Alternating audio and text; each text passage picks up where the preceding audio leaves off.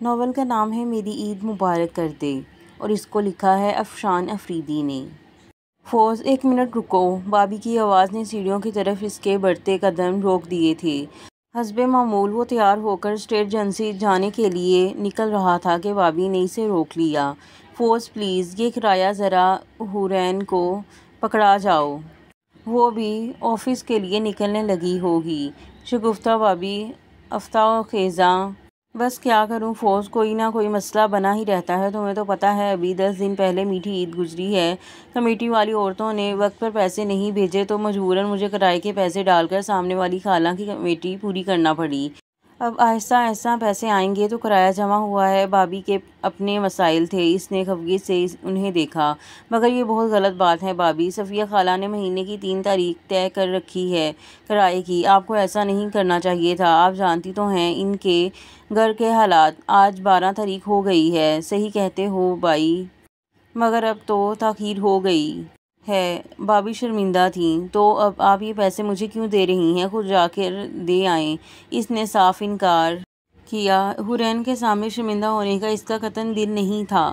Please فوز، اس بار تم دے آؤ، اچھے بائی نہیں ہو، دیکھو حورین تم سے کچھ نہیں کہے گی، تم باہر کے باہر ہی لفافہ دے دینا اسے، اگر میں گئی تو صفیہ خالہ خوب سنائیں گی مجھے، بابی نے لجاجت سے کہا۔ دیکھو پلیز انکار مت کرو، اگلی بار دیر نہیں کروں گی۔ شگفتہ بابی کی التجا پر اسے بادل ناخواستہ لفافہ لینا ہی پڑا۔ وہ جانتا تھا صفیہ بیگم، جنہیں محلے کے اکثر لوگوں کی طرح وہ سب بھی خالہ کہا کرتے تھے، کیسی صاحب کو عورت تھیں، کچھ گھر کے حالات نے بھی انہیں تلخ بنا دیا تھا۔ حورین کی تنخواہ اور اوپری منزل کے کرائے سے وہ گھر بخوبی چلا رہی تھیں، مگر روز بروز بڑھتی مہنگائی نے اب سفید پوشی کا برم رکھنا دوبر کر دیا تھا۔ کرایہ دیر سے دینے کی صورت میں وہ سخت سود سنا دیا کرتی تھیں، کیونکہ حورین کی تنخواہ 10 تاریخ کو ملتی تھی، جبکہ اسماعیل کے اسکول کی فیس سمیت ان کی دوائیں اور سودا صرف وغیرہ کے لیے پہلی تاریخ کو ہی پیسے چاہیے ہوتے تھے ان کو۔ 200 گز پر بنے اس گھر کی اوپر منزل پر وہ لوگ گزشتہ 10 سال سے کرائے پر رہ رہے تھے۔ چھوٹا گیٹ ان کے استعمال میں تھا، جبکہ بڑے اور چھوٹے گیٹ کے مابین دیوار اٹھوا کر اوپر جانے والی سیڑھیوں والے حصے کو نیچے کے صحن سے الگ کر دیا گیا تھا۔ تاہم سیڑھیوں پر چڑھتے اترتے صفیہ خالہ کے باورچی خانے اور اس کے برابر والے کمرے کی کھڑکیوں سے آتی آوازیں صاف سنائی دیا کرتی تھیں۔ نیچے کے صحن کے عین اوپر بنی بالکونی سے بھی نیچے کا منظر نظر آتا تھا، جہاں کھڑی بابی اور امی صفیہ خالہ سے اکثر مذاکرات کرتی نظر آتی تھیں۔ فوز کشیدہ تیوروں سمیت نیچے آیا اور بائک گیٹ سے باہر نکال کر حورین کا انتظار کرنے لگا۔ ایک ہفتے والے دن ہی وہ فوز کو دکھائی دیتی تھی، ورنہ پیر سے جمعہ مانی اور اسماعیل کو اسکول لے جانے کی وجہ سے 15 منٹ پہلے نکل جاتی تھی۔ وہ اس دن کا بڑے بے چینی سے انتظار کرتا تھا، مگر آج بابی کی وجہ سے اس ملاقات کا رنگ پشیمانی سے پھیکا پڑنے والا تھا۔ 5 منٹ کے انتظار کے بعد آسمانی سوٹ پر ہمیشہ کی طرح بڑی سی سیاہ شال اوڑھے وہ باہر نکلی تو اس نے سلام کے بعد کرائے کا لفافہ اس کی طرف بڑھا دیا۔ حورین نے سواریہ نظروں سے اسے دیکھا، بہت معذرت کہ اس بار کرایہ لیٹ ہو گیا۔ اس کا سنجیدہ لہجہ پشیمانی سے معمور تھا۔ کوئی بات نہیں، شگفتہ بابی نے بھی مجھے بتا دیا تھا، دھیمی آواز میں لسانیہ سے بولتی حورین اس کی شرمندگی کو جذب کر گئی۔ شکریہ، وہ مسکرایا تھا جواباً میں۔ حورین سنجیدہ نظروں سے اسے دیکھتی لفافہ رکھنے دوبارہ اندر چلی گئی۔ سادہ سے روپ والی حورین ہمیشہ کی طرح اس بار بھی اس کے حساب کے لیے خوشگواریت کا سبب بنی تھی۔ وہ کسی پارٹی کو فلیٹ دکھانے گیا تھا، واپس آیا تو سیڑھیاں چڑھتے ہوئے حورین کی آواز نے اس کے قدم روک لیے۔ آپ دکھی مت ہو اماں، جو بھی ہوا اچھے کے لیے ہوا۔ کیسے دکھی نہ ہوں میری بچی، تیری شادی کے لیے کیا کچھ نہیں سوچ رکھا تھا میں نے؟ صفیہ بیگم کی آواز دکھ سے رن گئی تھی۔ تمہاری چچی نے ذرا احساس نہ کیا یہ سب کہتے ہوئے؟ ہر انسان اپنے ظرف کے مطابق بات کرتا ہے اماں، چچی جی نے وہی کہا جو ان کے دل میں تھا، جو عاطف نے ان سے کہا تھا۔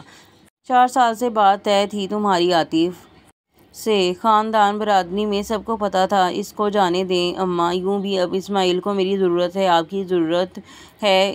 آپا اور ابراہیم بھائی کے انتقال نے اس چھوٹے سے بچے کو توڑ دیا تھا، بمشکل آپ اور میں اسے سنبھال پائے۔ مائی کے لیے میں ہوں نا بیٹا، میں آپ کو بھی نہیں چھوڑ سکتی اماں۔ وہ برخاستہ بولی تھی، اور میں کب تک ہوں؟ میرے بعد کیا ہوگا تم دونوں کا؟ خدا کے واسطے اماں ایسی باتیں مت کیا کریں۔ صفیہ بیگم کی زبان سے نکلا کڑوا سچ اسے بے چین کر گیا۔ میرے نہ کہنے سے کیا فرق پڑتا ہے بچے، یہ ایک حقیقت ہے، اور پھر ایک نہ ایک دن تو تمہیں بیانا ہی ہے نا۔ آخر کب تک تمہیں گھر بٹھا کر رکھوں گی؟ صفیہ بیگم کے اپنے دکھ تھے، جوان بیٹے کی ذمہ داری تھی سر پر۔ جب تک مائی بڑا نہیں ہوتا اماں، آپ میری شادی کے بارے میں سوچنا چھوڑ دیں۔ کیسے چھوڑ دوں میری بچی، تم ماں کا دکھ نہیں سمجھ سکتی۔ مائی صرف میرا بھانجا نہیں ہے اماں، وہ میرے لیے بیٹے کی طرح ہے، وہ مجھ میں آپا کو دیکھتا ہے۔ کیسے چھوڑ دوں اسے؟ حرین کا لہجہ انسانیت سے بھرپور تھا، نہ جانے وہ واقعی اتنی مطمئن تھی یا ماں کی خاطر خود کو مضبوط ظاہر کر رہی تھی۔ کیا ہو جاتا جو عاطف مان جاتا، مائی کو قبول کر لیتا تمہارے ساتھ؟ اس کی سگی چچا زاد بہن کا بیٹا ہے، وہ خون ہے اس کا۔ صفیہ بیگم کو رہ رہ کر تعصب ہو رہا تھا، بہت دکھ سے بولیں، ہر انسان کا ظرف اتنا بڑا نہیں ہوتا اماں، شاید ہم سے ہی غلطی ہوئی، ہمیں ان لوگوں کو آزمانا نہیں چاہیے تھا۔ حرین آہستگی سے کہہ کر کمرے سے نکل گئی تھی۔ جواب میں صفیہ بیگم گہری سانس بھر کر آنکھوں میں آئے آنسو پینے کی کوشش کرنے لگیں۔ فوز حیران تھا، ایک وقت میں اتنے سارے انکشاف، اسے قطعاً یہ معلوم نہیں تھا کہ حرین کا رشتہ اس کے کزن سے طے ہے۔ گھر میں امی اور بھابھی نے بھی کبھی ذکر نہیں کیا، مگر اب یہ خبر کہ وہ رشتہ ختم کر دیا گیا ہے اسے دل سے خوش کر گئی تھی۔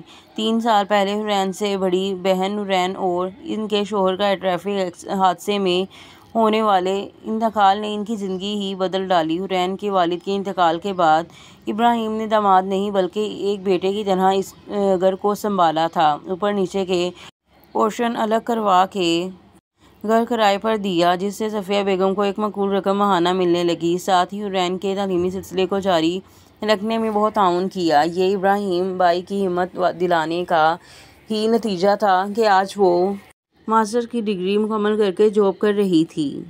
فوز کو یہ اندازہ تھا کہ یہ ماں بیٹی دونوں بہت خوددار ہیں۔ ابراہیم اور نورین کے انتقال کے بعد 9 سالہ اسماعیل ان کی ذمہ داری تھا، مگر وہ کسی کا احسان لیے بغیر اپنی زندگی کی گاڑی کو کھینچ رہی تھیں۔ عاطف نے حرین سے شادی سے انکار کر دیا تھا، وہ حرین کے ساتھ اماں اور اسماعیل کی ذمہ داری لینے کو تیار نہیں تھا، تو دوسری طرف حرین بھی ان دونوں کو چھوڑنے پر راضی نہیں تھی۔ وہ جانتی تھی کہ صفیہ بیگم کی صحت اس قابل نہیں کہ وہ اس کی اکیلے دیکھ بھال کر سکیں۔ فوز چاچو رکیں پلیز، ابھی اس نے بائک سٹارٹ کر کے گیئر ڈالا ہی تھا کہ مانی کی پکار پر اسے رکنا پڑا۔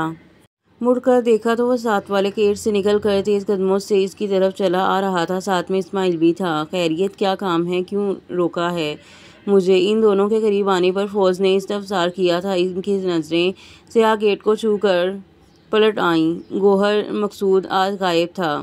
فوز چاچو آپ ہمیں اسکول ڈراپ کر دیں پلیز، آج ہمارا فرسٹ پیریڈ میں ٹیسٹ ہے۔ جواباً مانی نے جھٹ سے کام بتایا تھا۔ کیوں آج اپنی حرین آپی کے ساتھ نہیں جاؤ گے؟ اس نے استجاب سے ایک بار پھر سوال کیا۔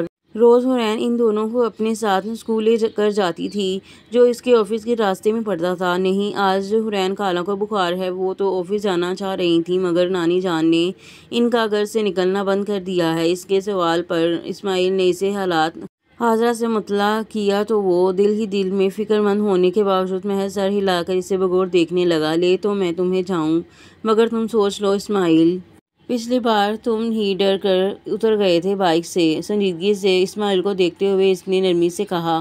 پچھلا تجربہ یاد تھا اسے، جب مانی کے بہت اصرار پر اسماعیل اس کے ساتھ بائک پر بیٹھ گیا تھا۔ آئس کریم کھانے کا لالچ نہ ہوتا تو وہ شاید مانی کی بائک پر قریبی مارکیٹ جانے پیشکش کو رد کر دیتا، لیکن محرک بہت دل آویزاں تھا۔ گرمی کے اس موسم میں آئس کریم کے خیال ہی سے وہ اپنے سارے ڈر بھول گیا، مگر جو ہی فوز نے ان دونوں کو بائک بٹھا کر بائک اسٹارٹ کی، وہ بے اختیار آنکھیں بند کر کے خوفزدہ ہو کر چیخنے لگا تھا۔ روکیں بائک فوز چاچو، روکیں بائک، میں گر جاؤں گا، میں گر جاؤں گا۔ اس کی چیخ و پکار اس قدر دل دوز تھی کہ فوز نے سٹپٹا کر بائک یکدم روک دی تھی، جس پر اسے چھلانگ لگا کر اترنے کی کوشش میں اسماعیل سڑک پر گر گیا تھا۔ اچھی خاصی چوٹ لگی تھی اسے۔ اس بار نہیں ڈرے گا چاچو، میں ہوں نا اس کے ساتھ۔ اس کے استفسار پر اسماعیل لب بھینچ کر خاموش ہو گیا تو مانی اسے مسکرا کر ہمت افزائی کرتی نظروں سے دیکھتے ہوئے بولا تھا۔ تم تو ہرکلس ہونا جیسے۔ اسے اپنے 9 سالہ بھتیجے کی بات پر ہنسی آئی تھی۔ چلو پھر تم بیچ میں بیٹھو اسماعیل، اور تم بھابھی کو بتا آؤ کہ آج میرے ساتھ جا رہے ہو تم لوگ، تاکہ دوپہر میں وہ تمہیں اسکول سے پک کر لیں۔ حورین کی بیماری کی اطلاع بھابھی اور امی تک پہنچانا ضروری تھا۔ اب اس وقت وہ اس کے لیے کچھ اور تو نہیں کر سکتا تھا، البتہ بھابھی تک بات پہنچا کر اس نے دوا وغیرہ کا انتظام کر دیا تھا۔ اسے علم تھا کہ اب بھابھی خود دیکھ بھال کر لیں گی حورین کی۔ خدا طبیعت کے باعث وہ سب جانتے تھے کہ وہ کہہ کر کبھی کوئی مدد نہیں دے گی، اس لیے بھابھی اور امی خود ہی احوال پرسی کر لیا کرتی تھیں۔ بھابھی کی بھی اس سے خوب بنتی تھی۔ مانی دوڑ کر گھر خبر دے آیا تو اس نے بائیک سٹارٹ کر دی۔ اسماعیل نے اس کی شرٹ کو کس کر پکڑ لیا، جس سے اس کے خوف زدہ ہونے کا بخوبی اندازہ ہو رہا تھا۔ اس نے بیک مرر سے دیکھا، وہ آنکھیں زور سے میچے بیٹھا تھا۔ اسے حیرت ہوئی۔ عام طور پر بچے تو بائیک کی سواری کو بہت پسند کرتے تھے، مگر یہ اسماعیل کچھ الگ ہی بچہ تھا۔ 50 کے زون میں بمشکل 30 کی اسپیڈ پر ڈرائیو کرتے ہوئے اس نے ان دونوں کو اسکول پہنچایا تو اسماعیل جھٹ سے بائیک سے اترا۔ آج زیادہ ڈر تو نہیں لگا پارٹنر؟ اسکول بیگ ہینڈل سے اتار کر ان دونوں کو دیکھتے ہوئے اس نے دوستانہ انداز میں پوچھا تو اسماعیل نے نفی میں سر ہلا دیا، مگر اس کے چہرے کے تاثرات کچھ اور بتا رہے تھے۔ تم بائیک پر بیٹھنے سے اتنا ڈرتے کیوں ہو؟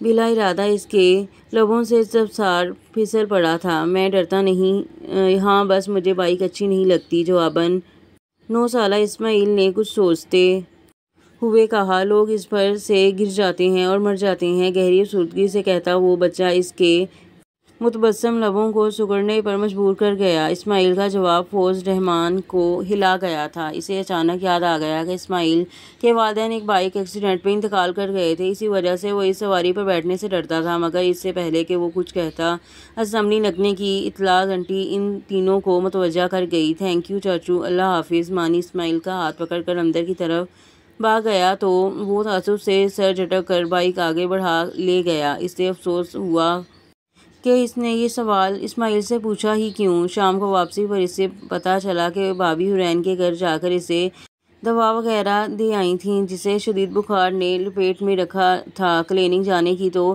اس کی ہمت نہیں تھی۔ بھابھی اس کا حال بتا کر قریبی کلینک سے دوا لے کر آ گئی تھیں۔ دوا دینے سے طبیعت ذرا سنبھلی ہے اس کی، مگر ابھی مکمل طور پر ٹھیک نہیں ہوئی ہے۔ وہ کافی دن سے وائرل انفیکشن تھا اسے، مگر جب تک بستر پر پڑ نہیں گئی کام پر جانا نہیں چھوڑا۔ صحت کی طرف سے کس قدر لاپرواہ ہے یہ لڑکی۔ رات کھانے پر شگفتہ بھابھی امی کو بتا رہی تھیں، صحت اچھی رہے بھی تو کیسے، سارا دن آفس میں سر کھپا کر آتی ہے تو گھر میں اماں اور بھانجے کی خدمتوں میں لگی رہتی ہے، بڑی نیک بچی ہے۔